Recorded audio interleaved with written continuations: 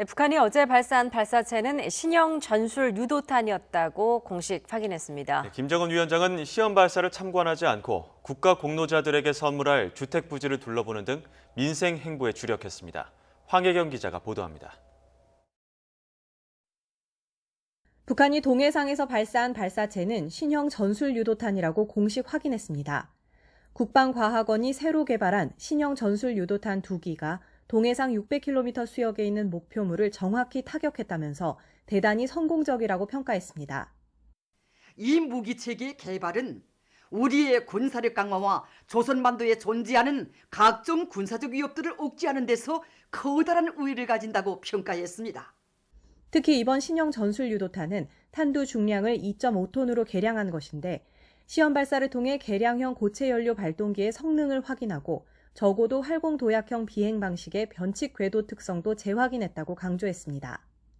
공개한 사진을 보면 북한판 이스칸데르로 불리는 KN-23으로 추정되는데 지난 8차 당대회 열병식에서 선보인 신형 KN-23을 시험 발사한 것으로 분석됩니다.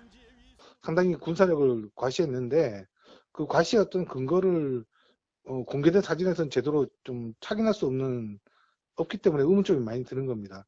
순항미사일부터 해가지고 단거리 탄도미사일부터 점점 이제 도발의 강도를 느끼면서 미국의 의도를 계속 확인하려는 게 아닌가 그렇게 생각이 됩니다. 시험 발사에는 김정은 국무위원장은 불참했고 대신 군사 분야 오른팔인 리병철 당 중앙군사위 부위원장이 참석해 지켜봤습니다.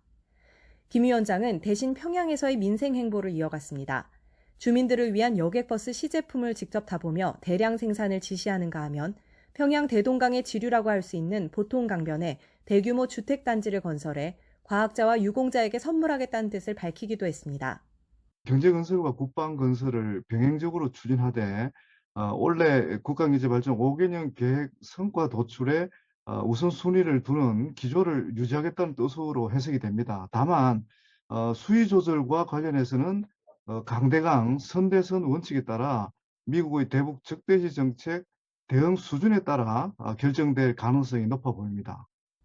북한의 탄도미사일 발사 확인에도 불구하고 정부는 유관국과 긴밀히 협의하겠다는 기존 입장 외에 추가적인 언급은 하지 않았습니다.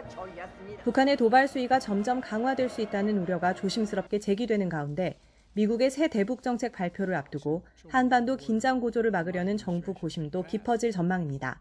YTN 황혜경입니다.